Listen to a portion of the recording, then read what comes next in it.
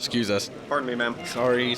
Move it, asshole. Oh, thank God, we got good seats. Damn right we did. What's up? We got the drinks. We got the popcorn. And the candy. I think we're ready, man. Hey guys, sorry I'm late. The bathroom here is nuts. Oh my God, you made it. Yay. It's about time, Nathan. Damn. Shh, the movie's starting. I'm Mallymore. And I have always been a loser. That was good. I almost did that. This is Nathan Simmons, and this is the Silver Linings playlist, the show where we try to find the silver linings in some of cinema's bleakest endings. And fellas, this is a Christmas movie. Damn. Yeah. Right off the bat. It is a Christmas movie, but also I got to tell you, this is also the podcast where we try to find our decibel levels, because I think Mally may have just broken. Yeah, for sure. The sound barrier. Oh no. We clipped. We definitely clipped a little bit. We clipped. I could hear him from where I am, and I'm in Massachusetts here. But who is that ghostly voice with us? Ooh. Is that my angel of death awaiting? Yeah, we're covering I accidentally programmed 2 superhero movies as my choices back to back. So we had to bring my buddy David Brook from the AIPT Comics podcast on to talk about this movie with us. Hey Dave, how's it going? Hello there. Hi, thank you so much for having me. Yeah, a hero's welcome. Well, thanks for joining us. And what is a first for us, we're doing an animated movie. Yeah. Can you believe Bum, it? bum, bum. Over 100 episodes, we finally got to it. Mask of the Phantasm. It's a good one to start with. This is a weird sequel to the Phantasm movies. Like, Sure. they decided to go animated. They bring Batman in. Well, once you cleared out the P section. The tall man's nowhere to be seen. Isn't it a sequel to The Phantom? Phantasm of the Opera. I thought I recognized Billy Zane in here somewhere. Yeah. Do you guys remember what the tagline for the Phantom was? You'll never see it coming. I don't know. Slam evil. No. Was it really? What? That was on every poster. That slam evil in all caps was the tagline. What does that I mean? don't know. Has anyone seen it? I saw it when it came out. That was like a big thing, like in the 90s, was everyone was like, oh, Batman made a lot of money, and they all took the wrong lesson from it, which is pulp heroes. Not like, so they made The Rocketeer and Dick Tracy and The Phantom and The Shadow, and for some reason all of those movies made dog shit at the box office. Yeah. Wonder why. Who would have thunk it? Well, speaking of making dog shit at the box office, this movie. Yes. Yeah. Oh, this one hurt. Which we'll talk about for sure. But if this is your first time tuning in, welcome to the Silver Linings playlist. As Nathan put it, we are a podcast that watches movies such as Batman, Mask of the Phantasm that do not end on a happy note, that are not fairy tale endings. And Bruce Wayne does not get one here in particular. Not at all. And we try to find the good in those endings, the silver lining, hence the title. And yeah, this is our first animated movie, not our first Batman movie by any stretch. Right. But I haven't seen this movie in years, maybe even a decade, and what a treat. Wait, so who was old enough to see this in theaters when it came out? I was 3 when this came out. I saw this in the theater. Ooh. Opening weekend. Hell yeah. Not Christmas Day. No, this was a Christmas present from my parents to me. We were pretty poor. And so we didn't make it out to the theater very often, but this was like one that 100% what had to be seen. It was all I would talk about. Apparently I was more aware of this movie existing than most of the film going public. And I remember very vaguely sitting between my parents in the theater with a big ass tub of popcorn and just having my mind blown by what I was seeing, because I loved Batman the Animated Series so much. Hell yeah. Even then I knew this was something even beyond that. Like, they were exploring things that they would never do on the show. Yeah. This is a cult classic, right? For sure. Absolutely it is. Yeah. I think by definition, yeah. Right. I was 10 when it came out. I didn't see it in the theater, but I knew about it because I did like the animated series too, yeah. Yeah. Oh, so me and Nathan being, 3 and 4 respectively at the time, seeing in theaters, you were 10, couldn't do it. You had other shit going on. Oh, you saw this in the theater, Mally? Fuck yeah. Hell yeah. I was at the strip club, so you know. As you do at 10. This was a big VHS though for my household. Same. Like Yeah. this was on repeat a lot. Wore that motherfucker out. Oh yeah. Well, speaking of, because this came out on Christmas Day. Yeah. Who's here has seen movies on Christmas Day? Is that a tradition for anybody? Because I've seen literally one movie on Christmas Day. Me too. I saw The Producers on Christmas Day. Oh my god. Wow.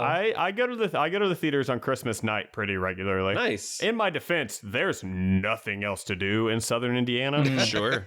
So it's Christmas with the fam, movies, Waffle House. Or go to a Chinese restaurant with Jake Gyllenhaal. Yeah. No, I saw Wolf of Wall Street on Christmas Day and I had a blast. Yeah. And I don't know why I don't go to the movies more often on Christmas Day because it feels like you're getting another present for some reason. I don't know why. And the theaters are usually pretty empty too. Yeah. I might go see The Matrix this year. Ooh. I didn't go last year because all the theaters were still closed, but the last movie I saw on Christmas night in theaters was Black Christmas, actually. Nice. I think I don't think it comes out Christmas Day, but I think it comes out a few days before. But the Kingsman Yeah. is finally. worth seeing on the big screen. I saw someone tweeted the other day, like, it's everyone has to go see Kingsman because it finally marks when Kingsman isn't going to be in front of every movie, like the trailers. That's true. Yep. Like for the last 2 we're or in a 3 time years. Oh my God. I felt that way about Free Guy. I felt like I was never going to stop seeing Free Guy trailers. Oh, For yeah. sure. Right. And boy, I got to tell you, I don't know how long it's been out now, but whatever amount of days that is, the amount of days, if still going strong, very happy to not have seen it. So, Oh, yeah. never will. So, I actually watched that movie on a plane like 2 weeks ago. Oh, man. Are you okay? You press play? I fell asleep 20 minutes in. Did it play when you press play? I did press play. I cannot confirm whether it played all the way through. Gotcha. Oh, okay. So it may not be a movie. It might not be a movie. So, Batman Mask of the Phantasm. Yeah. This was the first DCEU movie, theatrically released, right? The animated? Well, a DCAU. DCAU, excuse me. There you go. Yeah, because EU is the Snyderverse. And I gotta make a firm line in the sand. Don't bring up the Snyderverse with Dustin. We're gonna be here for fucking 6 hours. I was gonna say I don't want to be pushing my glasses up this episode, or anyone else that have to. So I don't want to hear fucking DC's quote hot takes end quote anymore. Like, Oh, I have a hot take on this one. no, Nathan, I'll listen to yours. No, this was the only animated Batman movie in theaters until The Killing Joke got like a one night release, Yeah. like 23 years later. Mhm. This is much better than The Killing Joke. 1000%. God. Never saw it. This movie's got a lot of death in it for an animated movie too. Like I was shocked, and blood. Yeah. My favorite part is when Joker says the spawn of his loins. Oh, yeah. Yeah. Do you think little boys and girls turn to their parents and were like, what are loins? What does it mean? Mhm. I definitely didn't get that at the time because I also remember the year before this turning to my dad during Batman Returns and asking, what does he mean, the pussy I've been looking for? Yikes. See, I just thought Joker was talking about a tenderloin sandwich. Oh, Sure. yeah, Meatloaf yeah. again. Yeah. To go with that bologna that he's eating with the robots chopping it up for him. Why do we always record when I'm fucking hungry?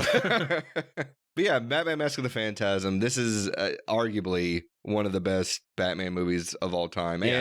And this is the week this comes out. This has been 28 years since the release of this movie. Mhm. It's crazy that not only did this movie get a theatrical release, Mhm. but it got a theatrical release on Christmas Day. Yeah. When this movie has nothing to do with Christmas. Yeah.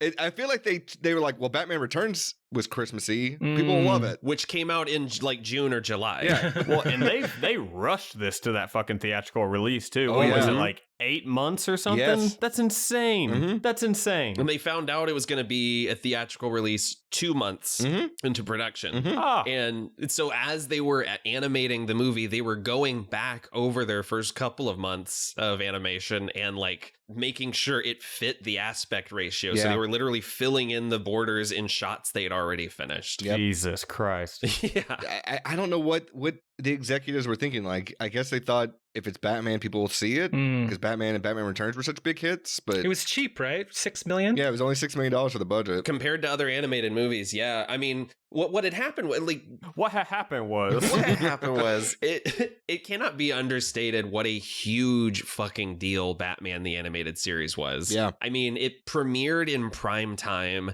It featured Danny Elfman's theme over the opening credits. Shirley Walker composed the rest of the series. What a fucking theme. Holy shit. And like, yeah, a perfect theme. And then Shirley Walker's score for the animated series and this movie is incredible. So I mean, she would give Shirley Walker would give specific characters their own theme music, which was like unheard of in like children's animation. Yeah. And then a bit of like serendipity. Fucking Hans Zimmer played synth on this score. I was just about to say that. Isn't that insane? Which is fucking awesome. Yep. Yeah, and then so the show was doing super well. Batman Returns had done well, but like had received huge protests. I mean, like McDonald's had to cancel its Happy Meal tie-in to Batman Returns because of how dark the movie was. Yeah. Yep. And so I feel like Warner Brothers was like, let's put another Batman movie out immediately that kids can see. So, but let's also make the darkest animated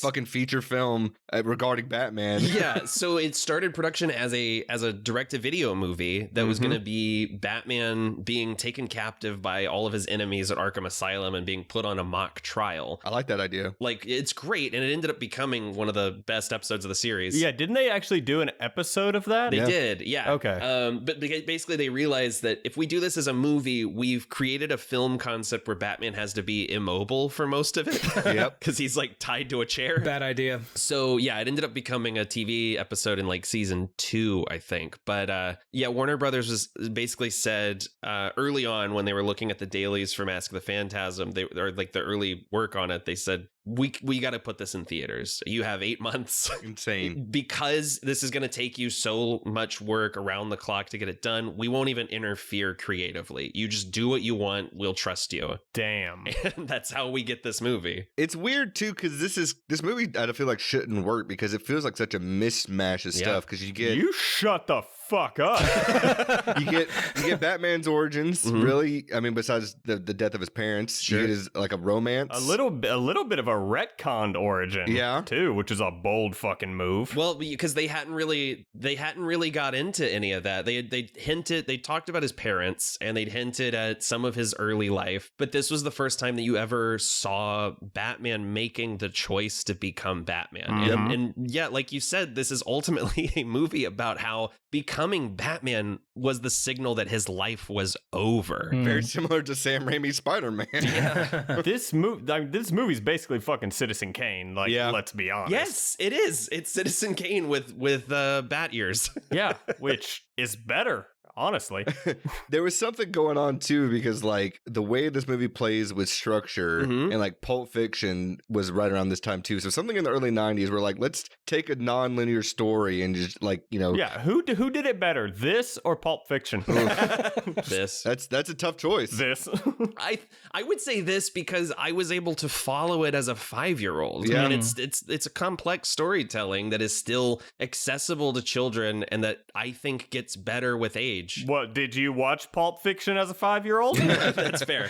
So, you know. This is my favorite Batman movie. That's fair. I'm just going to throw that out there right now. That's fair. I mean, that's perfectly reasonable. Yeah. It's better than most, that's for sure. Yeah. For sure. Yeah. I still think Batman Returns might be mine, but I feel you. That movie's so fun. I rewatched it for Christmas last year. Now that's a fucking DC hot take right there. Son of a bitch. No, DC hot take would if I'd be like, mine is Batman versus Mr. Freeze or whatever that fucking movie was. Sub-Zero. Batman and Robin. Or Batman and Robin, yeah. So bad. What, y'all didn't like the Bat credit card? Oh God, that scene. Or what about the Bat skates? Jesus Christ. Where do they go? Look, all right, y'all need to chill. Yeah. Chill. We need to chill. Yeah. And while we chill, why don't I start up the film reel here and we could talk about the who stars in this movie and all that good stuff. Sure. So as we mentioned, the year is 1993. The director, I might butcher this name, but there's actually two, Eric Radomski and Bruce Timm. Mm-hmm. The film stars two just icons in voice acting. Kevin Conroy, as you know him as Batman. Adam Carolla.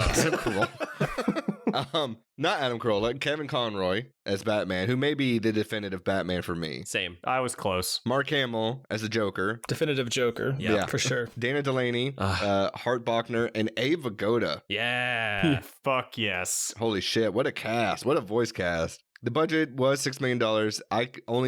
What I found said it only made $5.6 million worldwide, which seems right. Yeah. And it currently sits at a well-deserved 84% on Rotten Tomatoes. I'd say it's too low. It might be. It might be.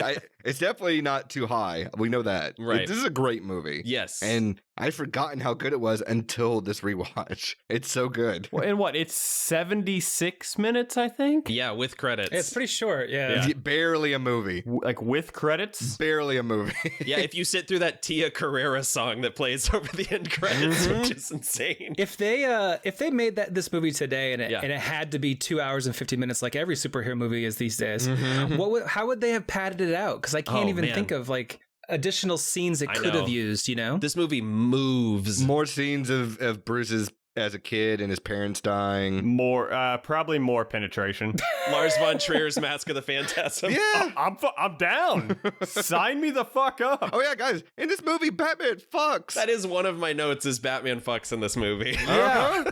If this movie was more successful, would it have been more controversial at the time? Because so many parents would have been duped into thinking it's for little kids when it may not be. I don't know. I mean, honestly, it's kind of scary too. Yeah. Like, Oh yeah. Phantasm is a great villain. Yeah. I don't know if you guys know this too. It's also really depressing. It has a depressing ending. Oh yeah. I had noticed. Big if true. Big if true. Wait, this movie, I think we can kind of make up some of that Rotten Tomatoes score because this movie, people weren't even sure really what it was when it came out. I mean, we'll roll that trailer in a minute, but like the trailer came out like a month before the film hit theaters, mostly played on television, like between episodes on Saturday morning cartoons. And then this was a really weird thing. I don't know if you saw this. Roger Ebert, like Siskel and Ebert gave a review of this movie 2 years after it hit theaters on their show because they were under the impression that it was a compilation of episodes of the animated series because of how poorly marketed it was. I could understand that. And so they actually did a review on At the Movies where they both gave it thumbs up. They were like, this is better than the Batman Forever, which is currently in theaters. Like true. This is very true. Yes. And Roger Ebert was like, these are characters that you can care about. They're in situations that make sense on a human level. Like this is why can't comic book movies actually be like this? Yeah. And went up to Paul Dini, the writer, at a party a couple of years later and essentially said like, I'm really sorry we missed your movie when it came out. Aww. This was like, I wish more people had been able to see it when it came out. Meanwhile, other people are reviewing it like Batman didn't hang dong, B+. Yeah. Well, this movie made up for its budget with VHS sales because this thing dominated on VHS. Yeah. Oh, when the complete animated series came out on Blu-ray a couple years ago, one of the main selling points was you can get Mask of the Phantasm plus these other 60 episodes. Yeah. Oh yeah. We also threw in the TV show just for laughs for this. I get a commemorative television series. But like, we know what you really want. Yeah. I watched. This was the first movie I put on my new 4K TV that I got for Black Friday, and it may also be one of the highest bit rate of movies I have. This is like 12 megabits. I was like, this looks glorious on my fucking TV. Yeah, man, they did a great job with the remaster on this. All right, nerd. Yeah, sorry. Well, let's watch the trailer because I have not seen this trailer, and I hear it's bad. So let's find out how bad it can be. I saw it when I was 4 years old. Yeah, and we're gonna see how it holds up. I remember there's hilariously little Batman in it. What? We'll see. I might be wrong. Yeah. All right, here we go. Dun, dun, dun, dun, dun, dun, dun, dun. I do miss Bugs Bunny. Yeah. This Christmas, for the first time, America's Look, man, you can't have on-screen text and reading that text. Comes to the screen like you've never seen him before. The Bat! In an all-new, larger-than-life feature film. Now, the Dark Knight confronts his newest and most. I think Roger Ebert might just be a fucking moron because this says right off the bat, feature film. Phantasm. I want you. Danger. Can't be too careful with all those weirdos around. I know you got to put him in there for marketing purposes, but I feel like if you kept the Joker out of it. Oh yeah, what a great surprise. Yeah. The animated movie coming for a Christmas you'll never forget. Wow, you literally get nothing in this trailer.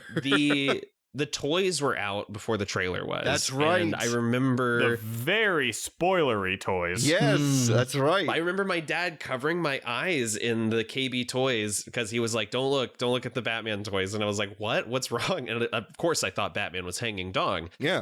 Why wouldn't you think no, that? it was because they released a Phantasm toy where her mask is off. Yeah. Yep. It was insane. Yep. Dude, you got a cool dad, Nathan, to like care that much about, like, my dad did not give a fuck at 4 years old about spoilers or Batman. My dad he's responsible for the big old nerd I am now, like, for sure. I mean, your dad sounds cool. He's trying not to spoil Batman movies for you. Yeah. He loved the Dick and Possessor. Yeah. Oh yeah. I mean, just a solid dude all around. Yeah. Solid guy. We'll have to get him on the show at some point for sure. We have to, for sure. We have my other dad, David, on today. Oh yeah. Hold on. Okay. Let's talk about the movie. Yeah.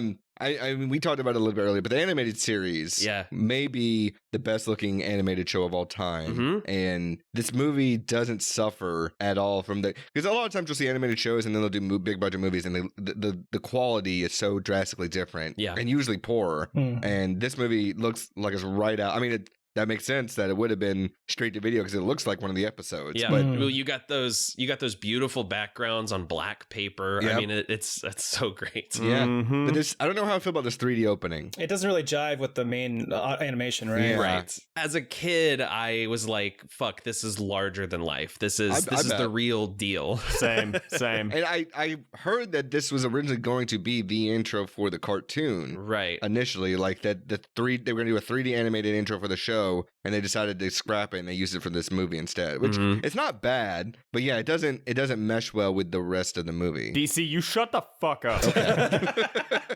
All right. This opening song, like the title track, like where they're singing the names of the Warner Brothers executives backwards. Yep. Yeah.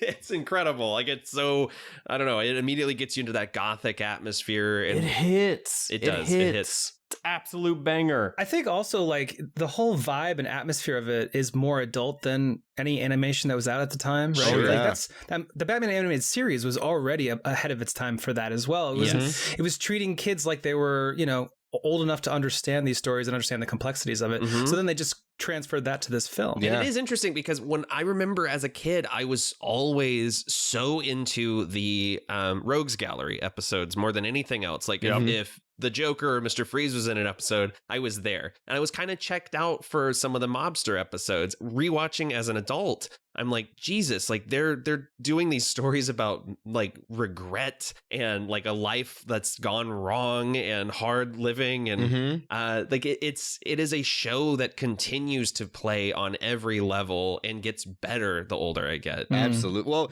Batman Begins owes a lot of its credit to the animated series because I feel agree. like Nolan ripped a lot right out of the cartoon. I mean, Batman Begins is mostly a mob movie. Yes. For the most part. Oh, no. The animated series and Mask of the Phantasm walked so that Batman Begins could walk a little faster. Power walk. Jog backwards. Batman Begins is also my favorite live action Batman movie. So we're still, speaking of other movies that ripped this movie off, who did it better jumping from one car from one skyscraper to another? This or whichever that Fast and Furious movie was. Oh, when he jumps off the tank. 2 Batman, 2 Phantasm. Or Baby Driver too, right? Wasn't there a scene in Baby Driver where that happens? We jump from one skyscraper to another? I wish. Oh, I think he drives a car out of a garage or something out of the side of one. That doesn't matter. Yeah. Not over city streets like 50 floors up. I never want to see like a direct live action adaptation of this movie. I think it would be weird. Yeah. But if they ever bring the Phantasm into live action and they do not cast Sarah Snook, oh my God, I'm gonna be pissed. That would be amazing. I mean, I'm real deep into Succession right now, so I might be biased, but that would be fucking incredible. Like my first note is, this movie just moves. Like we immediately get into that counterfeit money conversation. Batman smashes through the window, beats the shit out of all these guys. Him crushing that dude under the table table with his foot. Yeah. It's hardcore. Oh yeah, that was badass. Dude, Batman is built like a brick shithouse in this movie. Like him and Bruce. I love how Bruce Timm gives everyone giant fucking they all have linebacker shoulders. Oh yeah, the broadest shoulders. He's like that cover of Captain America that people make fun of and say he's the shape of a Dorito. The Rob Liefeld cover. Yeah, like that's exactly what Batman is like in this movie. He is. No, Batman in this movie looks like if you took Dustin's torso but put him on my legs. There you go. And Nathan's head. Oh jeez. I do have a pointy head. Yeah, Batman didn't go to leg day, but he built the fuck out of that chest. Yeah. Yeah, no, we get our first murder. I mean, it's insane. Well, this is the introduction of the Phantasm. Rules Is, oh my god, what an incredible design for a character. Yeah. It's like let's put Casey Jones in Batman's outfit. Yeah. And it's a little bit the Reaper from Batman Year 2 from the comics, but like with much more of a Joker nails it later, the Ghost of Christmas Future vibe. I mean, this whole movie is fucking Year 2, basically. Yeah. And I'm here for it. Yeah. Which we're also, I mean, the Batman looks like a lot of Year 2 shit too, so I'm fucking here for it. Year 2 and Long Halloween influences for sure. Yes. No, well, I mean, the Phantasm though, it's like, I don't know, the way the character moves, the fact that they are just a person. Like when we find out later that it is Andrea and she's not even wearing like a bulletproof vest or anything, and they take no explanation as to how she was able to just take bullets to the chest, how she's able to disappear through the fog and stuff. I don't care. I don't need it. She's Michael Myers. She is Michael Myers. It's because the bullets could not get through all of that vape smoke. She's carrying around a fog machine like under the cape. Yeah. Like it's insane. I love the Phantasm music too. The woo. Yep. Like it's really So good. like eerie 1950s sci-fi, and also everyone in I mean Stacy Keach's voice also is just fantastic. But I love how everyone in Gotham City is like a little bit of a detective, where they're just like, well, Batman's there, so he murdered this guy. Yeah. That tracks. No, it has to be. He shoved his car across the street. I mean, I do love the chase scene later on when they do get Bruce cornered and everything, but I just wish that was a little more. That's how you could maybe pad the runtime a little bit. It's a little bit more of like the repercussions that Batman faces of like people thinking he's a murderer and like because I mean they do that a little bit in Dark Knight a little bit whenever they're like, oh, we got to turn him into the Joker to stop all this crime from happening, all these murders and stuff. But well, and that stuff that is fully that construction site chase is fully from Year 1. Yep. I mean, they when they chase Batman into the tenement building, very much so. And this movie is like it's pulling little bits from the history of the character and mashing them into a movie that just like does so much with so little time. It's insane how economical this screenplay is. I do want to address maybe this film's biggest issue and probably why it only has an 84%. Here we go. Buckle up, everybody. Why is Bruce rocking a popped collar on his suit in the graveyard? Oh, because he's cool as fuck? Bam. 84%. That's right.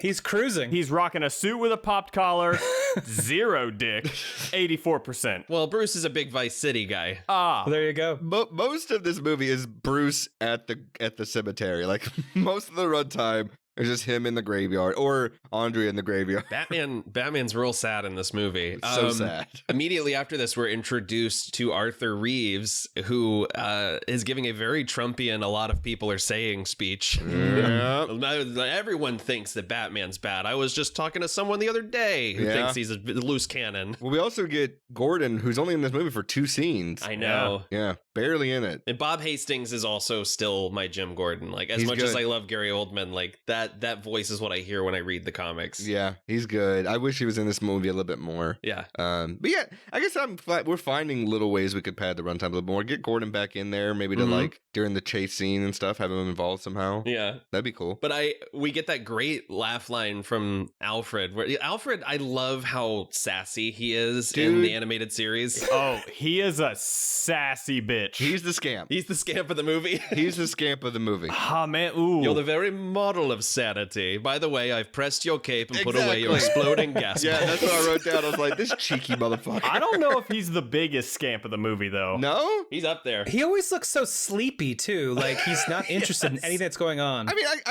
you got to take Joker out of it. Joker can't be the scamp of the movie. Joker is the ultimate scamp. That's why he's disqualified. He can't be, because that's unfair. This was like the people are dying Kim moment of the movie where I was like, Alfred, a man is dead.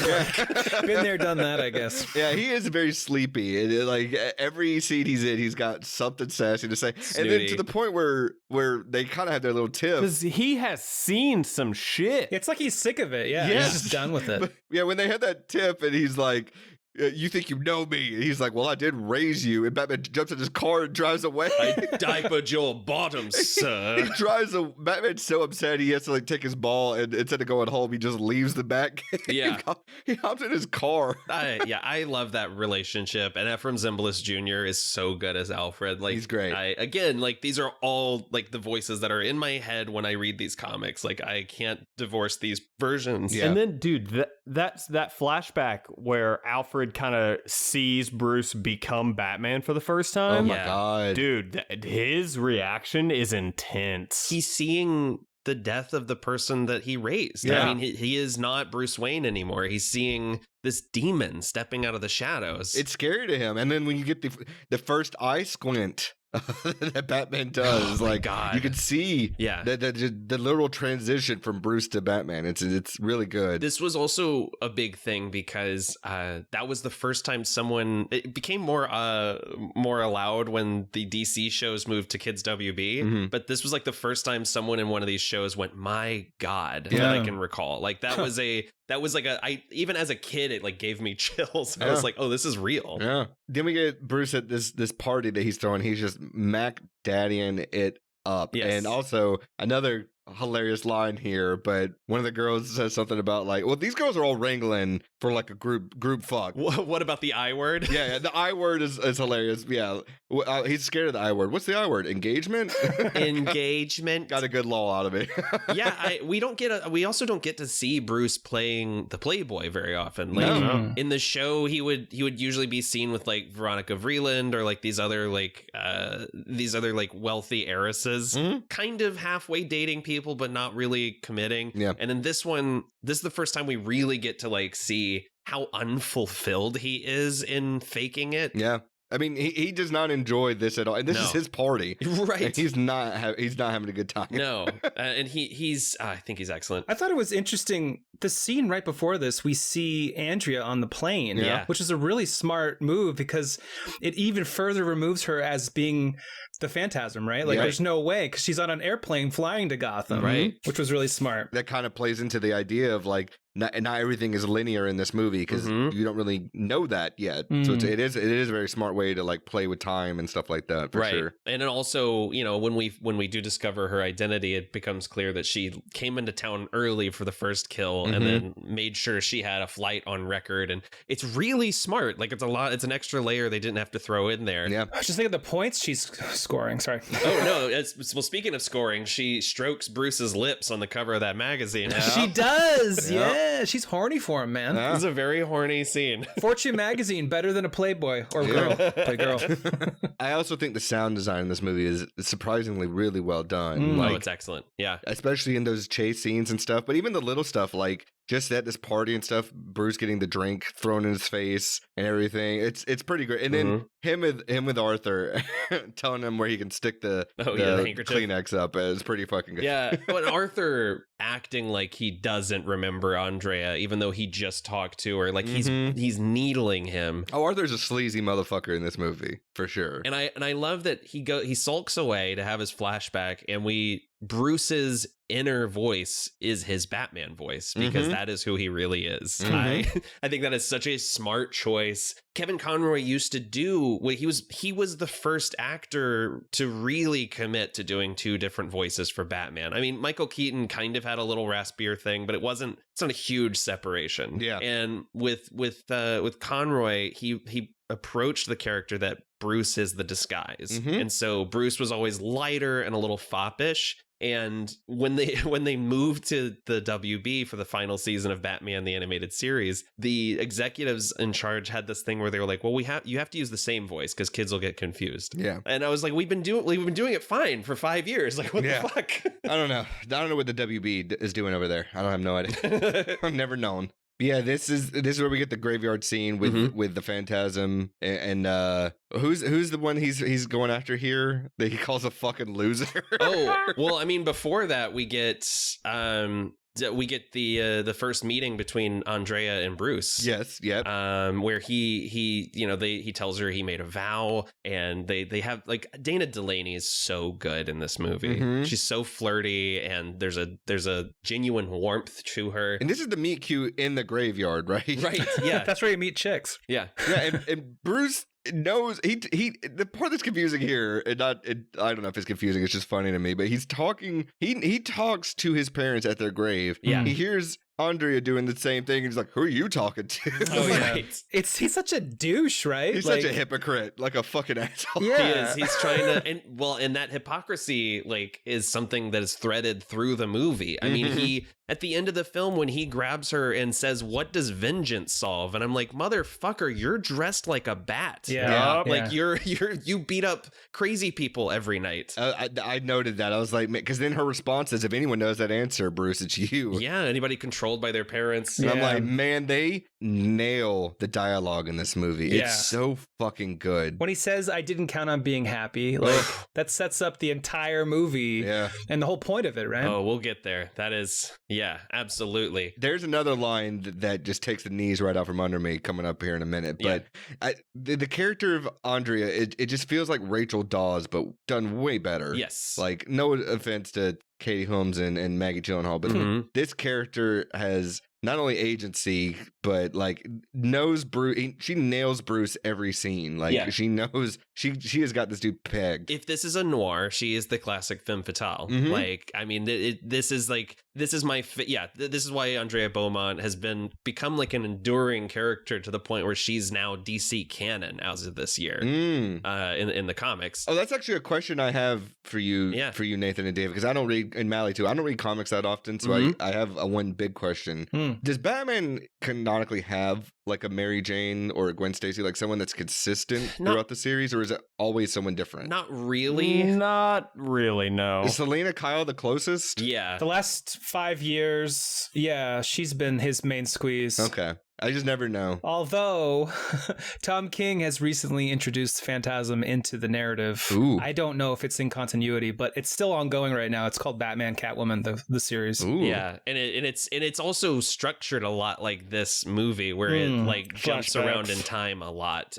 One of the main characters is the daughter of Batman and Selena Kyle, who is trying to solve a crime that may or may not be connected to the Phantasm and the Joker. Like, there's some really interesting stuff that they're doing. It's not my favorite thing. It's really hard to follow. It's confusing. But I'm hoping it works better in trade, because these are characters I love so much. Got it. But I think there's an interesting thing that happens. There's a thread throughout these flashbacks, because they all start in a bright place and then they go wrong. Yep. I mean, they have this little meet cute, and he says he'll call her, and the second he lets himself smile, a storm gathers. And this leads him into his first night on the job, which I love this sequence. Oh yeah. Where he hasn't quite figured it out yet. Yeah, when his first words are, drop your weapons on the ground, arms spread. Yeah, like, and they're like, who's this fucking doofus? You heard Mr. Kung Fu. Yeah. Oh, there's other things too, like that we talked about with Spider-Man and Batman Begins getting influenced by this, but something I took note of is like, when Bruce is at his parents' grave, and this is the line I was talking about. Yeah. And he says, "Please, I need it to be different now." And I was just like, fucking oof. Yeah, like that is my favorite scene in any Batman movie. Yeah. Ooh. I had I had an opportunity to see Kevin Conroy do a Q&A at a con a couple of years ago. And he talked specifically about that scene, and yeah, the I didn't count on being happy scene. And I was like in tears listening to him tell this story, but he explained that he had a really contentious relationship with his parents when he was younger. His dad was an alcoholic and an abusive person, and he ended up taking care of his dad like in the final years of his life. And when he recorded this scene, he felt like he was finally confronting all of that. He said, in a way, this was me asking to be released, and I felt what Bruce was going through. And he apparently broke down crying in the booth. Like the voice director, Andrea Romano, came out and gave him a hug and just said, like, I don't know what happened in there, but I love you and you're amazing. Like, Jesus Christ. This is why Kevin Conroy's the best Batman. Yeah, because you get that through those just the simplest voice performance. You know what I mean? Like he does him and Mark Hamill especially do so much with so little. Yeah, because all they can do is their voice. Right, that's all they can do, and they convey so much together. Yeah. What I was going to get at, though, is like, you know, most superhero movies deal with the protagonist trying to balance a normal life and being the superhero, right? But both this movie and Sam Raimi's Spider-Man really dive into how alone the characters are when making that decision. And how it's an inevitability. Yes. It's a curse. Yeah. Like, I don't get that with Iron Man that much. I don't get that with even the new Spider-Man. Like, I don't know. You don't get that sort of isolation and internal conflict anymore with superhero movies. And I really miss that. That's what I just said the other day. I was like, I miss smaller scale, not into the world level threats in superhero movies. Like dealing with the more interpersonal stuff is way more interesting to me. I mean, there's nothing more endearing than seeing Bruce kind of not knowing how to talk to a woman. You know what I mean? Like his whole little jujitsu's no joke. That whole little bit is like so cute to me. Yeah. He is like a child. Yeah. Like in a scene earlier with Alfred in the movie, Alfred, like, you know, sort of shrugs his shoulders or whatever and turns away. And you can see Bruce like snickering almost like, hey, gotcha. Yeah. And yet he's an adult man. Like, he's stunted. Well, exactly. He was stunted at 8 years old when he watched his parents die. Right. And he's just been like, get over it, man. If you think about it, like, go to therapy, Bruce. Jesus. Men will literally become Batman instead of going to therapy. Yeah. They'd rather break people's bones. Well, speaking of breaking bones, there's this flashback at the World's Fair. Oh yeah, which is insane because you get the preamble for the Batmobile, which is great. Speaking of which, I've never been to a World's Fair. Have you guys ever been to one? Nothing like this. No, it's dope. No, it looks awesome. I thought you were gonna say, speaking of breaking sounds, when the Phantasm shoves that statue on top of Buzz. Oh yeah, that's where I thought that was going too. No. I was gonna say when Batman fights these guys outside. Oh yeah, and he takes a baseball bat to the chest at motorcycle speeds, and the bat breaks in half, and he still gets up and kicks that dude off the motorcycle while it's moving towards him. What a champ. This fight rules. What if there's a big twist that he's actually Wolverine and has adamantium bones? Dark Claw. But yeah, then he loses the fight, which is great. Yeah. You don't see Batman lose too often. Well, and you get the feeling that he loses because he sees Andrea to the side, and he's like, this is like his conflict, as being in love is making him lose sight of the plan. He keeps telling Alfred, like, why am I meeting her dad? Why am I doing any of this? This isn't part of the plan. You know, she even tells him, like, you never talk to me about the future. Yeah. And I love this first glimpse of Sal Valestra's old enforcer, who has a very big grin on his face.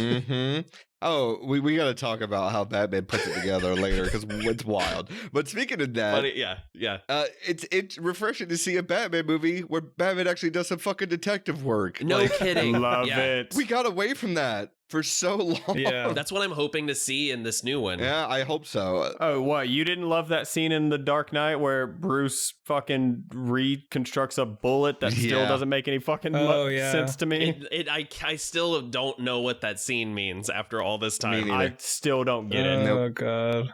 Yeah, and 5 minutes into the movie, he's analyzing something on a piece of glass, right? With Alfred in the scene? Yeah. To see what the toxin is, Adaptogenic, of course. And Alfred goes, of course. Yeah. And that's when he rolls his eyes. Yeah. You know what I love about the animated show, but also this movie, is like his computer and that whole Batcave situation.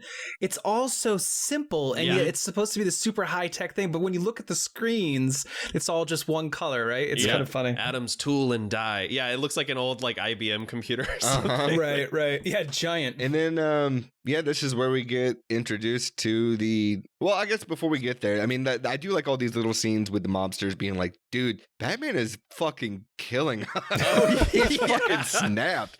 It's so good. And then Sal, like, barely alive anyway with his oxygen mask he's carrying around. He's never leaned on us before. Yeah. It's so good, like the little scenes of the mobsters like being like, what the fuck are we gonna do? Yeah. But Sal's decision here is insane for a number of reasons, but he decides to go to the World's Fair, which I don't know if you guys noticed, but is now labeled the Go Ham World's Fair. But we get an introduction to a character that was so good because it's almost kind of meta. When he gets there, when Sal gets there, and we get introduced to the Joker, and the Joker's first lines are, gasp, can it be? Can it be? Yeah. Incredible. Dude, Mark Hamill steals every scene he's So in this. good. He's so fucking good. So good. So good. And what a surprise. Well, in the show, he had played for the first season, the Joker is a whole lot more whimsical. Like, he has his dark moments, but he's a little bit like, you know, in the higher register. And this movie is where he really starts to kind of lean into the darker side of the character. He finds interesting levels, and he would continue to do that to the point where, like, by the time he's in Batman Beyond, like Return of the Joker, which is an incredible performance, he's terrifying. Like there are moments in this performance that I think of when I think of this version of the Joker. I think of things like, you know, him doing this little boing run up to Sal, which is really like Looney Tunesy. Yeah, no, the red background when he says, "Don't touch me, I don't know where you've been." Yeah. No, the Joker's scary as shit. It's like he's just vamping all the time. Yeah. I mean, this is essentially the pencil scene from The Dark Knight. Yes. Him offering, well, instead of offering his services, he's being asked for them. And I love... What do I look like? Yeah, well, I love that he decides to do it, and then the next scene is Sal dead. Like, he's being like, yeah, I'll fucking do it, but I'm still going to murder you. Oh, man, a nice big smile. The Joker murders people in this movie. Yeah. Like, straight up. We see the corpse later with a camera bolted to it. Dude, what a terrifying sight with Sal with that grin on his face. Oh my God. And also, I think the Joker fucked that robot. I think so too. The bologna cutting robot? I think so too. Yeah. Oh. Yeah. Oh. He says, you can't help who you fall in love with. He pulls a piece off of her ass later in the movie. I remember Hazel being much more involved in this movie, but she's not really. Yeah. Like, I don't know. Maybe that was just my child. Because I was so disturbed when she starts going at Andrea later with the knife as a kid. Oh, yeah. Oh my God. This scene between, I mean, it's the first time that Batman and Andrea have come face to face, and it is heartbreaking. She kisses Arthur to like make him jealous, and you know, it ends with her dropping her drink and sobbing. Is this the scene too where she makes that comment to him about, well, he makes a comment to her about being controlled by her dad, and she said, the way I see it, the only one in this room controlled by his parents is you. Yeah. I was like, God damn, this dialogue is so crisp. It's dude. great. And he has nothing to say to that. He kind of like, he just walks away and he like leaves her. Well, I also love too that it gets to a point where like Bruce he's just Batman. Yeah. Like he doesn't have to be Bruce Wayne in front. He doesn't have to take off the costume. They're just having a normal conversation. Like, it's kind of refreshing. Yeah. You know, it's like when Mary Jane and Spider-Man finally get together in 2, and they're like, oh, they can now just be this thing. You know what I mean? Well, he also doesn't even try to lie about it. Like he knows she's smart enough to know he's Batman. So he just comes up and has a conversation with her. And yeah, then we get, soon his name will be all over town, to say nothing of his legs, feet, spleen, and head. So good. That scene is terrifying. Yeah. I mean, the Sal's dead body with a bomb attached to it, and the sweeping shot of the Phantasm coming up over the roof with the explosion in the background. God, it's great. Chase scene with the Batwing. I mean, this whole section just rips. So good. In that scene where he's chasing Phantasm with the Batwing, does it seem like Phantasm's running like 50 miles per hour like a cheetah? Yeah. Phantasm turns into Sonic the Hedgehog. Yeah. She is gutting it. It's moving faster than Michael Myers in Halloween Kills.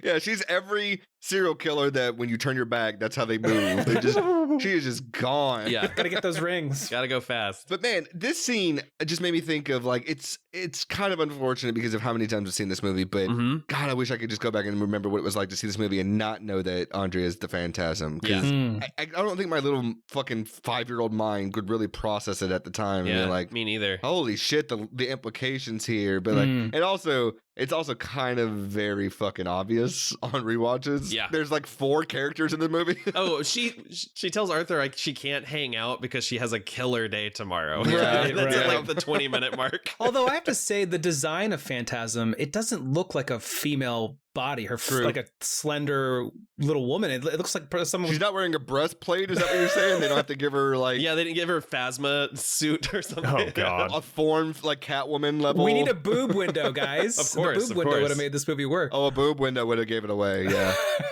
Well, no, but I just mean like the wider shoulders and like they seem almost as tall as Bruce even. Yeah. Phantasm's given a Bruce Timm like linebacker design, and it's not until she chucks off the cape at the end that you realize that those shoulder pads are doing a lot of work. Well, also the design of the mask is excellent. It's 10 out of 10. It's fucking excellent. But what I was going to say is it's great juxtaposition with Batman because Batman's got all emotion since it's like nose down. You can see his mouth, the eye squints, like the moving eye holes. The Phantasm is just a blank slate. Right. And it's there's still somehow, even in the animation, you can get like when she realizes the bomb is on Sal or that the bomb is in the apartment. Yeah, you can see just from the body movement that she is like, oh, I'm out. I've been outplayed. Oh fuck. Yeah. What's the deal with the hook? The hook hand. She saw. I think I Know What You Did Last Summer. I know, it's sort of like that. It's fucking cool. Yeah. I think Mally's nailed it. It's just cool. Like, oh, I'm the Grim Reaper. I'm death for all of these guys. How much better would this movie be if Batman said to Phantasm, "At least I'm not wearing hockey masks"? Oh god. I would have been like, Nolan, you're a fucking charlatan. Like I see it now. There's no truth in your art. This also has one of my the funniest shots in the movie to me, that non-Joker shots, which is when Can I take a guess what it is? Yes. Is it the sawhorse with Batman's costume being shredded? No. Oh no. I do love that because they shoot the fuck out of that. Yeah, that was a cool scene. No, it's the SWAT team trying to open the Batwing with crowbars. Oh yeah. Yes. Well, and before that, there's one guy just like hitting it with the butt of his gun. Yes. Yeah. It's like, this'll do the fucking trick. This is the most real part of the movie. These guys just start blasted at Batman. They do. They start shooting before they're like deadly force is authorized. They start shooting before they finish that sentence. Yeah, it's like true. Deadly force is.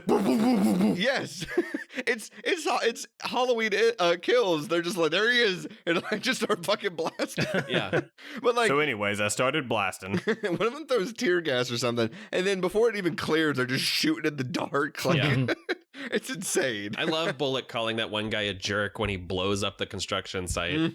But yeah, Batman's bleeding from his head in this scene. Like, it's brutal. Well, dude, and like him running away like unmasked, like that's a very intense chase scene. Oh yeah, you think he's gonna get caught for sure. Like it's done so much better here than it is at like the end of like The Dark Knight or something. Yeah, where like I feel the intensity of him being chased through this construction site. Like he's bleeding, he's having to make things up on the fly, like he's out of his element. It's really fucking good. This scene does remind me, I can't remember what season it is, but there's an episode in the animated series where I think Joker captures Batman. He's like, gonna find out who you are, rips his mask off, and Batman just has another mask on underneath. Yes. It's fucking amazing. I can't remember who it was, but yeah, they pull his mask off and he's got like a Daredevil style, like do-rag on, basically. It's good. It's good. Looking like a goth Iron Fist. Oh my god, Batman is just a goth Iron Fist. Holy shit, that just dawned on me. It's insane that this movie was targeted towards kids just because of how fucking violent it is. It does some really interesting things, though, in shot composition that like recalls noir movies, too. I mean, this is when we get to the flashback scene of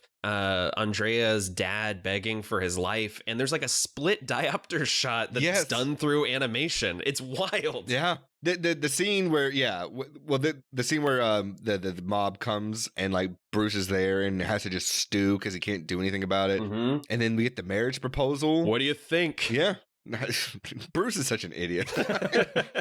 For Batman being the world's greatest detective, his counterpart, his other identity, is a fucking idiot. Right. He's just a child, a goof. Yeah. Such a goof. Speaking of goof, the way he figures out who the Joker is. Okay. Oh, God. We gotta talk about it. Yes. With a red coloring pencil. I mean, that's grade A detective work right there, I mean, bro. this is just profiling, right? Yeah, Like, this is that's straight funny. up. But he should have just drawn like horns and a mustache on him too. Yeah, he could have drawn anything there, and it could have fit his whatever he was looking for. Just because the guy's got a big mouth and a big nose does not make him the Joker. Alfred goes, is something wrong, sir? And he goes, maybe. And he does. When he fills in the smile and just goes, oh no. Oh no. Oh, it's so funny. It wasn't supposed to be though. I showed this movie to my girlfriend last year. She'd never seen it before. And when it got, she loves this movie, but when it got to that scene, she just paused it and she looked at me and she goes, world's greatest detective. The scene that follows this is the best scene in the movie to me. Oh, the Joker in Reeves' office? Well, after that, sorry, I forgot when Reeves is in the hospital. Yes. Oh my God. I mean, we talked about Kevin Conroy and Mark Hamill, but this dude's performance, holy shit. Hart Bochner. Yeah. He did this in 2 takes, by the way, this scene. It's haunting. Like when he sees Batman enter the hospital room. Oh no is so fucking good. It's great. Yeah, and when he's dosed, we get that terrifying shot of the Joker stabbing him in silhouette. Like it's really intense. Oh, and like when the doctors are like, Congressman, please, you got to calm down. And he's like, the adrenaline will keep it going. Yeah. He's literally crying tears. It's very much like how Joaquin's Joker is, of like crying so much that it hurts and you can't stop, and you physically cannot control it. Right. And he's like, don't you think I'm trying? Yeah. Like, I feel, it's a crazy, it's crazy this was targeted to kids, because it's wild. This is when we discover that it's his fault that Carl Beaumont was killed, because he sold him out to the mob because he wouldn't contribute money to his campaign. And the Joker literally kills Andrea's dad. Yeah. Like, and the way he just walks out of the house, doesn't say anything to her, just keeps walking. It's so fucking good. And she screams. The Joker is just a dude. He's just a guy. He was essentially a henchman. Like, I kind of like that for like and we don't know his name. We don't know anything about him. Right. He's just a guy. I kind of like that. Yeah, and the Joker kind of ties up all of his own loose ends in this movie by killing the last couple of people who know who he is. Yeah. And I will. There's another interesting thing about, like, so they actually brought back Arthur Reeves in the comics, the Batman Adventures comics. A couple years after this, they did a story in which Arthur recovered from the Joker toxin, but because of like the adrenaline running through his system, it took hours for it to leave. So his face was like scarred in a grin, and he was left with like jaundiced skin, and started dressing up as the Phantasm to get revenge on Batman, the Joker, and Andrea. And it ends with him, like, Andrea like tossing him off a skyscraper. Like, I kind of dig that. Oh, it's rad, but it nothing turns out great for Arthur Reeves. Yeah, I like it. I mean, this is also like, this thing doesn't really have any music to it either. It's just scary as shit. It is. And like, Reeves seeing Batman and having the oh no, as great as it is, Batman is intimidating as fuck in this movie, to the point where, like, I don't get that same sense in a lot. Like, I feel it with this new Batman movie, like just from the promotional materials. But like, Batman doesn't fuck around. To me, when Bale's Batman interrogates somebody, he's just yelling and hitting. Like, this Batman is a weird creature of the night, and that's what works for me. Yeah, and like Keaton's Batman, he's just like, hey man, just tell me what's going on. He's like a negotiator. He does. Or he just like is very my favorite Keaton Batman moment. One of my favorite moments is when he just walks up to Catwoman and says, "You're going to jail." That's a good one. But no, like Batman, anytime he's like interrogating these people, like, I feel the temperament, and like I feel like the danger these people are in, because like I don't think he'll kill them, but I think he will seriously do some damage to these people. It's like he's in a rush, like he needs the answer now already. Absolutely, which makes it even more scary. Don't you know I only have 76 minutes? Yeah, he's aware of the runtime. He's aware of the runtime. Look at the runtime. He's like Deadpool in that way. And then like with Batfleck, like I feel like he's sleeping. Yeah, as Batman, he's just like, he woke up for that warehouse fight. He sure did. That was a good scene, yeah. I like Batfleck. I'm on record as liking Batfleck. So me too. Yeah, I got no issue. Just a different performance style all around. Yeah, we do get another Michael Myers moment when the Joker runs through a glass window. Yep. He doesn't jump. He just barrels through that shit. Damn, Casino Royale ripped this movie off. That's right. That's right. Fuck. When the Phantasm shows up to the World's Fair and confronts Joker, and they start to have their fight, just another great Jokerism is instead of going for the knife, he goes for the bologna to hit Andrea with. Sure. I thought it was so fucking funny. Feeling the old electricity tonight. Yeah. And there's something in the performance that is simultaneously terrifying and like laugh out loud funny. Like, yes. There's a sexual energy that he has throughout the film. Yeah. I mean, he even says at one point that Phantasm isn't as cute as Batboy. Oh, right? yeah. I mean, like, and then he picks up the bologna. I mean, come on, guys, that's kind of phallic, right? I mean, sure. It's pretty good. It's one of the more phallic meats. He calls her toots like 4 times. Yeah. Then we get one of the biggest parts of the movie, like within the big set pieces, is the giant industrial fan. This whole sequence is top tier, phenomenal. Yeah. Like, Joker saying something like, he makes some kind of pun about like being her biggest fan. Oh yeah, your biggest, just in time to meet your biggest fan. It's Smokey the Babe. Yep. And Batman coming in and letting the Batcycle just fly into the fan. Awesome. Yeah. I just wrote down this movie fucking rules. Like, it's so fucking cool. It goes hard, yeah. Yeah. And you really feel like the anime influences in some of these shots too. Like, especially I was just about to say, this is a kaiju fight with this miniature city. Yeah. Like, it really is. It's just straight up Godzilla. It's so good. Well, see, what I love is when Batman destroys the big fan, it does that zoom on the Joker who just kind of snaps his fingers like, oh, nuts.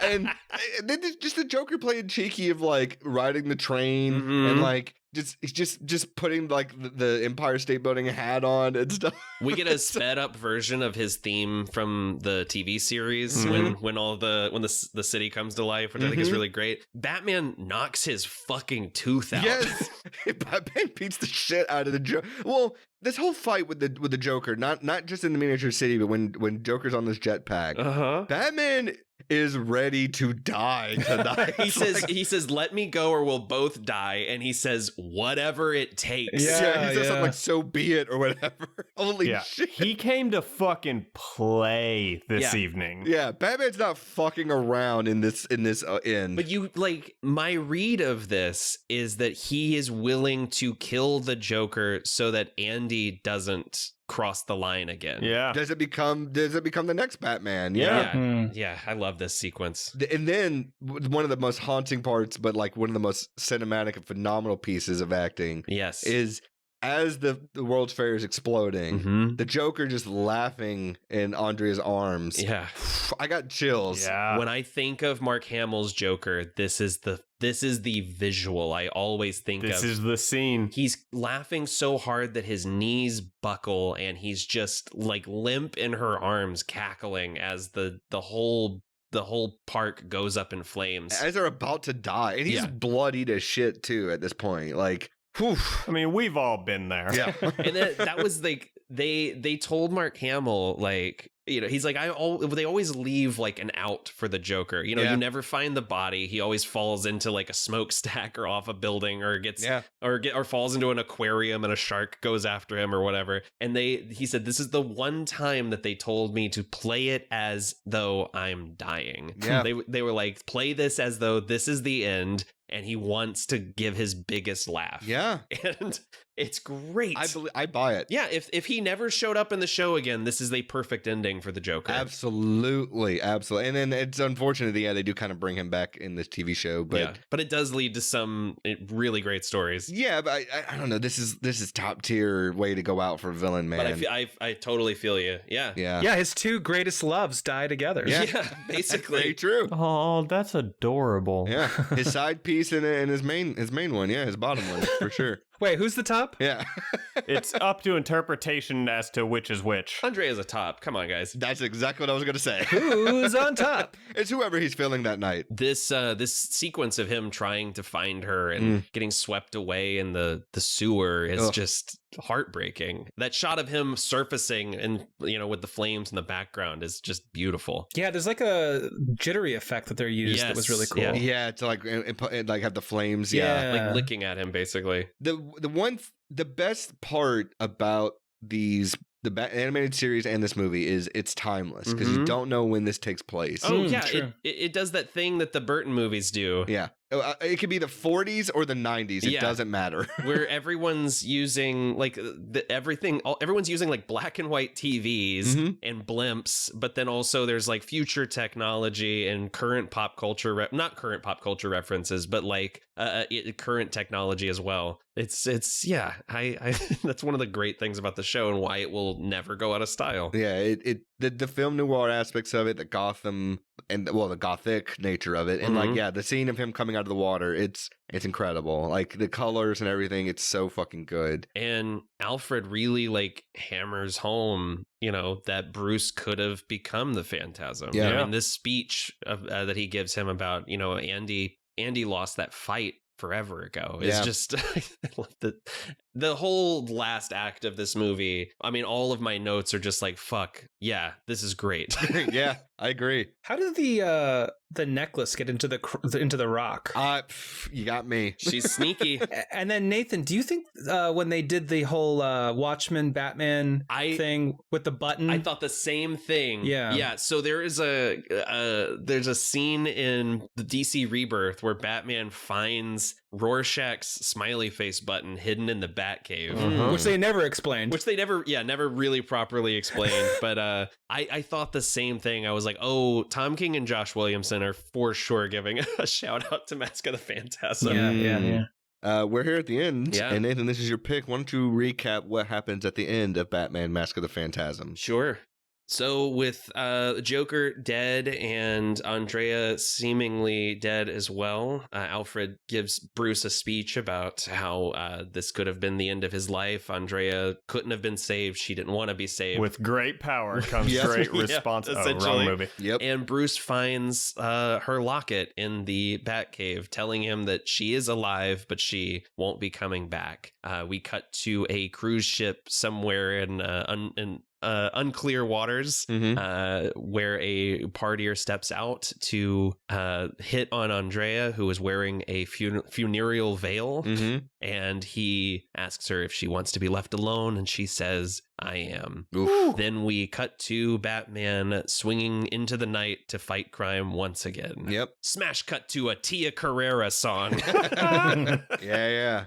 No, it's grim. It's great. It's my favorite Batman movie. This is my favorite ending of a Batman movie. I mean, I feel like you get everything that the character is from this film, and that especially that ending kind of seals the deal. I was going to say it reasserts the fact that Batman, it's not cool to be Batman. It's a bummer. It really does. And a lot of people forget that because of the gadgets or because he's a fighter and he can get the chicks with his car. Yeah, chicks dig the car. But, chicks dig the car. But yeah, no, it's a key part of it. Well, they did that again. They do that with Sam Raimi's Spider-Man too. It's not fun to be these heroes. Yeah. Well, let me pose a question to you guys, and I'm thinking about this new Matt Reeves Batman in that kind of tone and style. Yeah. Could this be adapted for live action? And do you think it would work? I think you could do it. I don't know that it would have the same impact. Right. I think I'm in the same boat. And like you said, they would have to flesh it out for a feature film. And I think this movie is so lean and mean and accomplishes everything it wants to do with such economical storytelling that I think you would lose so much bringing it to live action. I have an idea. I have an idea on how they could flesh it out and make it 2.5 hours. Okay. Interesting. What if Andrea as Phantasm is a better version of Batman that Batman could never achieve? Okay. Even though it's more tragic and doesn't succeed, they could show more about Andrea, the woman behind the mask, but also the Phantasm and what it can accomplish when used correctly, maybe. So maybe instead of everyone being afraid of the Batman, they're like, oh my God, this new person in town is like really doing the job. Maybe. Or are you saying that like Andrea would be able to balance her personal life and being the Phantasm better than Bruce does? Maybe. And then also like she has abilities that he doesn't, like the smoke screen that she constantly uses or her supersonic speed. But no, like she seems to have tricks in that Batman doesn't implore that actually could work better.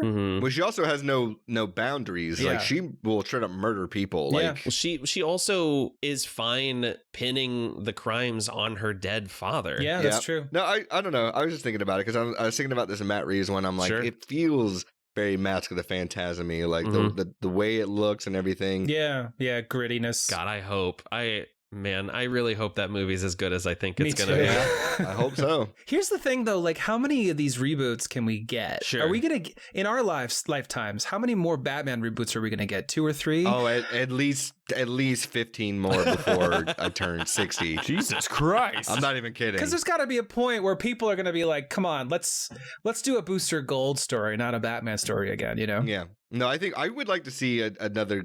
Well, I this is probably asking for it and then being careful what I wish for, but I really, really loved Netflix's Daredevil. Me too. Yeah. And I would love a good movie Daredevil series. No, me too. And I know if I ask for it, I will not like it when I get it. Just like another movie I saw this weekend where I was like, man, it would be cool to have a good, faithful adaptation of Resident Evil on the big screen. Right. And, yeah, be careful what you wish for, everybody. It's too hard to please everybody, especially characters like these that have been around for decades. Yeah. No, it's just hard to please Dustin. Yeah, turns out. I gotta say, like, this is the one that gets it all right for me. Like, I like it. Even though I love Batman Begins and I do really love The Dark Knight, there are elements of those movies that don't totally ring true to me. The same with the Burton Batman movies. I mean, as much as I love Batman 89 is a touchstone film for me that I've probably seen even more times than Mask of the Phantasm. And I still am just like, well, that script is a fucking mess, but I still adore it. Yeah. A little bit. No, I think Phantasm's in my top 3. Yeah. After rewatching this and reevaluating it, for me, Batman Returns is just it's my childhood. It's the pinnacle. Sure. For me. I mean, Catwoman did a lot for me as a kid, and I can't let that go. So, all right. I was a Lee Merriweather Catwoman guy, so I get it.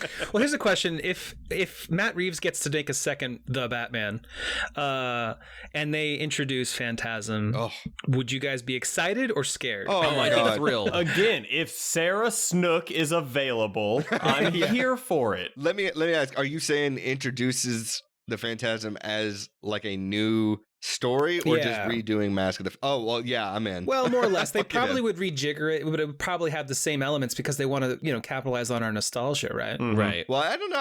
I feel like this Matt Reeves one is really hammering home the Catwoman-Batman relationship. Yeah. So, yeah. I don't know. That'd be interesting. Love triangle. It'd be like Archie. Yeah. Oh, there we go. All right, now we're talking. I'm in. Okay, well now, if we're talking Batman v Archie, Dawn of Jughead, then I'm in. Yeah. No, I like that idea a lot. Phantasm seems, I mean, the design of the character is so fucking scary anyway. Yeah. I feel like you could do some really cool stuff with live action. I've seen some incredible Phantasm cosplay before. I Like bet. it is a character that does lend itself to some terrifying costuming. Can I ask you guys a question? Yeah. Sure. If Casey Jones and Phantasm had a baby, what would it be? Jason Voorhees. I think that's correct. Jason Voorhees, nice. Yeah. Oh, good. That's the right answer, yeah. It would be Jason X, actually. Oh my God. Uber Jason. It's fine, guys. He just wanted his machete back. Has there ever been, I'm sure not licensed, but has there ever been like... A line better than that No. written? No, never. I was going to say, has there ever been an unlicensed, or even licensed, I doubt it though, but Batman versus a serial killer like that, like a Jason or something? I'm sure it'd be stupid. Bro, you got to get on the internet more. Isn't there a Batman versus Darth Vader? Isn't there something like that out there? Yeah, there's a superpower beatdown short where Batman fights Darth Vader. There was a fan film that There's Batman versus Alien, right? Right, yeah. Yeah. Well, yeah, in the comics that legitimately, if you can find a copy of it, because the rights to Predator are so fucked now. Yeah. The original Batman versus Predator comic book miniseries fucking slaps. Okay. It is legitimately so good, and somehow they figured out how to perfectly combine like those two universes in a way that makes sense. Okay. And the final issue is literally just Batman suiting up and beating the shit out of the Predator for like 30 pages. It's so good. I'm in on that. It's really hard to track down now because I mean, you guys know like all the Predator rights are like really funky outside of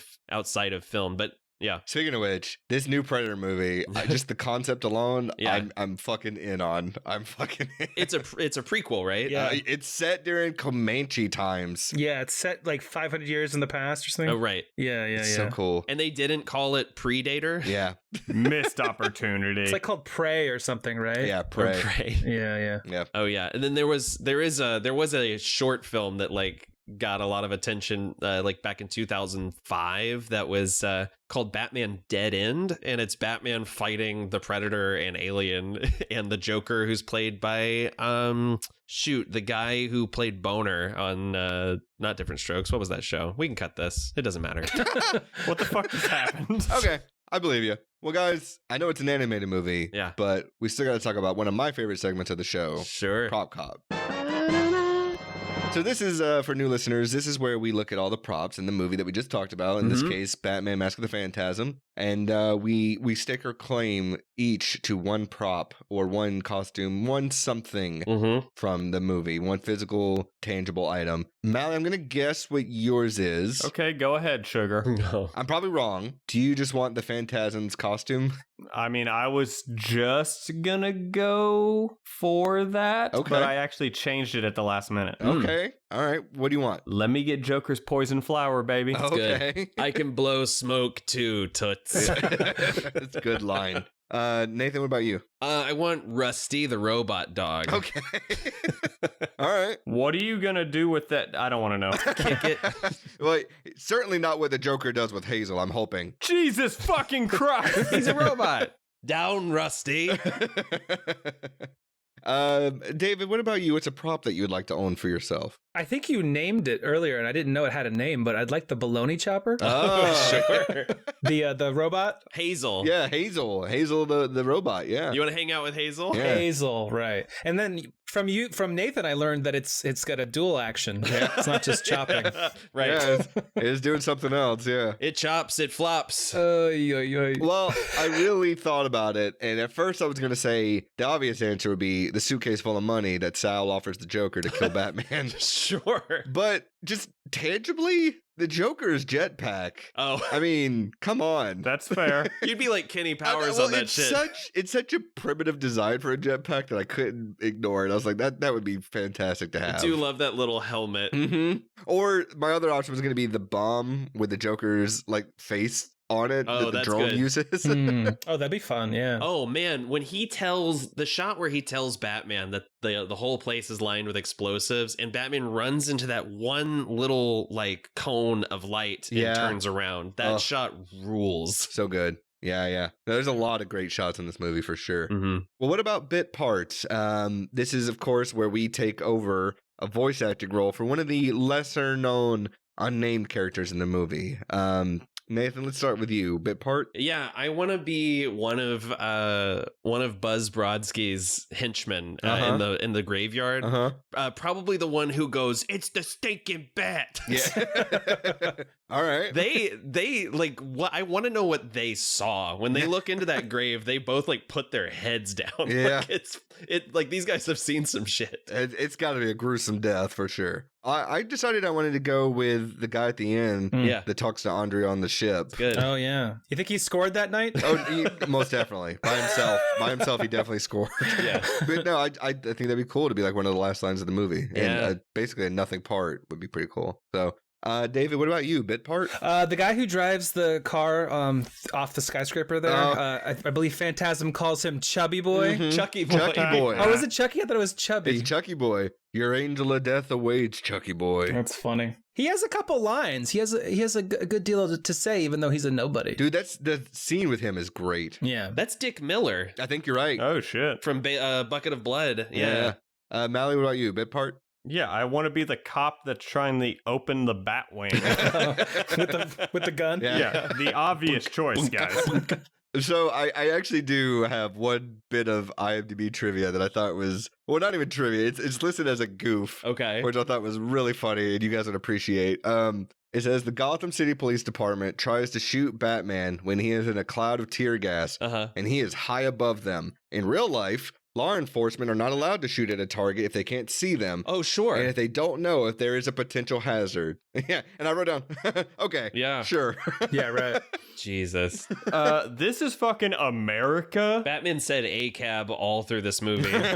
Shoot first, ask questions later, right? Absolutely. Yeah. That's Joker's America for you. Can you imagine? It's Joker's America. Could you imagine a society like that? Shoot first, ask questions, rework the story to fit why you shot. Exactly. I mean, that's essentially what we never see Bullock after this scene in the movie, but when he does show up on the show again, and I'm assuming he went back and was just like, I don't know, Commissioner, they were acting like a bunch of palookas. Jesus. All right, guys. The time has come for Silver Linings to Mask of the Phantasm. Yeah. So who would like to go first? Oh, fuck, why not? Oh, out of character, but okay. The Joker figured it out before Batman. Okay. Yeah. So the Joker had something to feel good about. I got one. Okay. Andy's mission is over. Okay. That's good. Ooh. Yeah. I had Batman discovers what love is. That's good. That's good. Oh, Yeah. it's not bad. Mine kind of ties in with Mally's, but I'll say the Joker, as far as this movie tells us, is no longer a threat to Batman. Right. Yeah. So, I mean, that's his biggest adversary. The one that would potentially break him is no longer a threat. So, I mean, isn't the reason we're doing this because Batman lost his like eternal love, being the Joker? well, Yes. Yes. Well, he comes back. he does come back. So I think you kind of work it with what you got. You know what I mean? I mean, it's a 76-minute movie. I don't have much to go on. Oh, we had very different interpretations of this ending. Well, how about this, Mally? Since it may not be adequate enough, we have what's also known as the double feature, Ooh. aka the pick me up.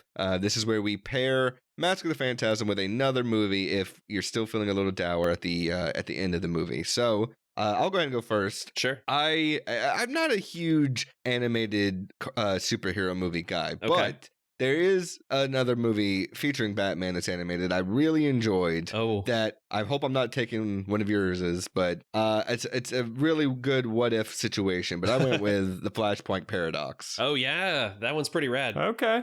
Really cool Justice League movie if you've never seen it. It's basically like, what if instead of Bruce Wayne becoming Batman, his mom did? Oh, it's his dad. His dad. His dad. That's right. His dad. His mom becomes the Joker. Of the Joker. That's right. Yeah, very cool little story. How about you, David? What do you have as a pick me up? I don't know how positive this movie is, but a similar kind of thematic movie I was thinking about was True Grit. Oh Okay. wow, yeah. All right.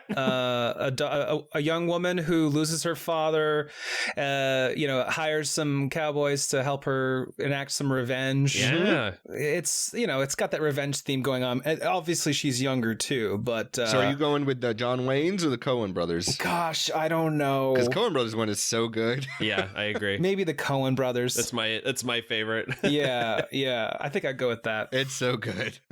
Nathan, how about you? So I have two, if that's okay. All right, well, let's do one, and then the next one we'll do Mally, just in case you step on his toes. So Okay. Yeah, and then Nathan can get fucked. Okay. Cool. Yeah, no, that sounds good. That sounds about right. In a good way, buddy. Sure. He called you perfect last week. Yeah. So You're perfect, and I hope you're fucking a lot, man. Like, Oh, thanks, man. That's very sweet of you. nothing but positivity coming your way. That's so powerful. That counts in an applause for me. That's for this season. It's like a dick. That's good. Yeah, so my first one's not really a pick-me-up so much as it feels like it continues a lot of the themes from this one, but it's another animated Batman movie. Batman Under the Red Hood, which stars Bruce Greenwood as Batman, Jensen Ackles as the Red Hood, and John DiMaggio as the Joker. And he's my second favorite Joker in animation. Okay. The voice cast is incredible, and it tells the story of Batman's greatest regret, losing his Robin. All right.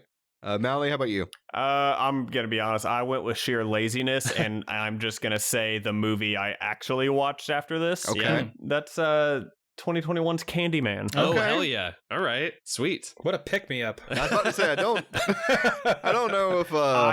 I had a good time watching it, so it counts. Okay. The movie's rad. Did you take all your mirrors down after you watched it? I put more up. Oh, sweet. Oh, man. Death Wish. Love it. Yeah. No, Death Wish was not my pick-me-up, but honestly, no, fuck it. Watch Death Wish. Death Wish is really good. That was going to be my pick-me-up for Great Escape before I went with my other one. Oh, good call. Yeah. Nathan, what's your second one? My second one, if for some reason Candyman didn't leave you feeling great at the end, another whimsical adventure from the Dark Knight, the Lego Batman movie. Yeah. Okay. Fucking rules. It's fun. Yeah. It's a fun little movie. Zach Galifianakis is having a fucking ball in that movie. The thing that I love about that is there was an interview with Morgan Freeman around the time that the Lego Movie 2 came out, and they asked him, like, who's your favorite Batman? And he said Will Arnett. And I'm just like, you were in the movies with Christian Bale. I mean, Will Arnett's good. He's not wrong. Yeah. Will Arnett's real good. That is certainly an opinion. The password is your butt. Speaking of opinions, guys, recommendations, do we, for this movie? Oh, yeah. Recommendations, do we? I do. I do recommendations. Fucking yeah. Or let me isolate that I do in case one of us ever wants to propose to Nathan. He can't say no. Do you give consent for you to take all my money? Nathan, I have a question for you. I would say absolutely. I mean, it's just as good, if not better, than any episode of the animated series. And more so than that, it's just a really good Batman movie. Yeah. Like, my only criticism is I wish it was a little bit longer. Yeah. But that's it. You shut the fuck up. I was actually going to say that's a pro, because it's less of a drag on your life than these 4.5-hour Lord of the Rings movies. That's true. This is a tight 76 minutes. Oh no, it's so fast paced. Yeah. It's so fast paced. Yeah. You were the one complaining about 2-hour movies this whole fucking season. I don't want it to be 2 hours. I just want it to be at least 90 minutes. You shut the fuck up.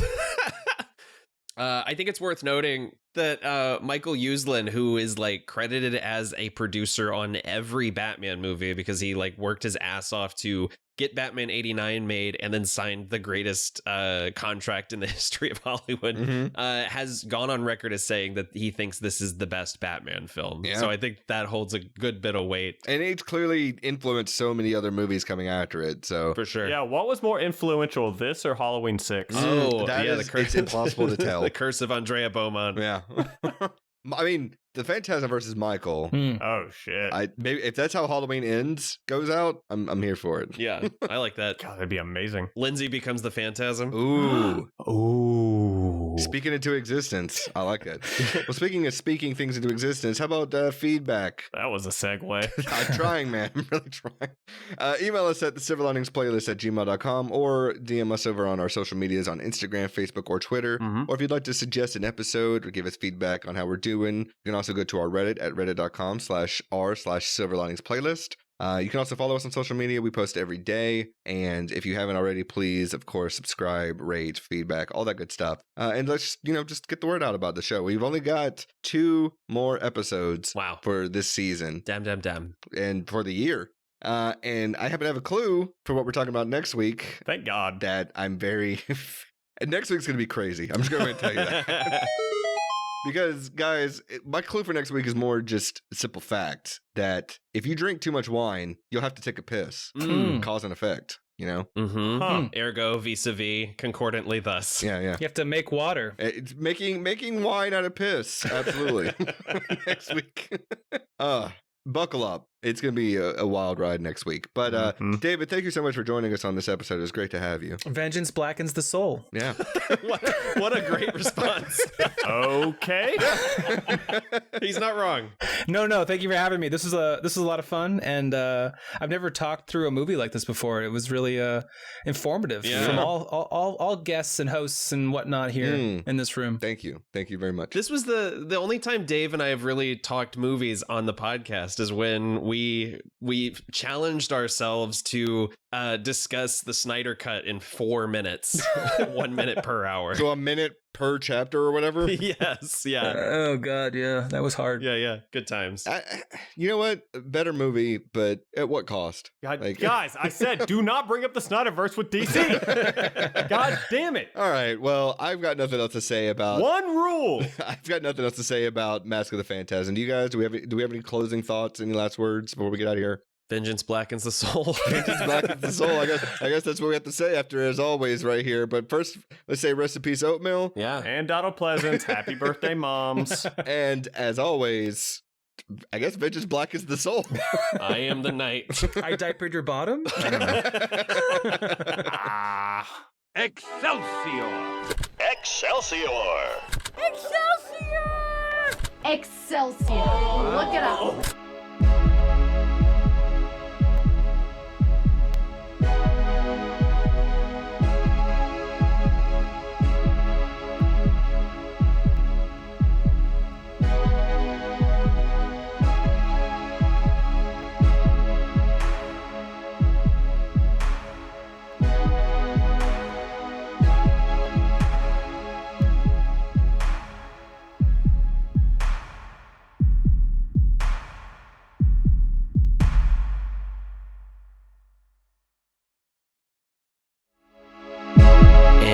Wraps up another fantastic episode of the Silver Linings playlist. If you would be so kind, we ask that you leave us some feedback on how we did, plus a like and subscribe. We'll be back next week with another great episode. See ya!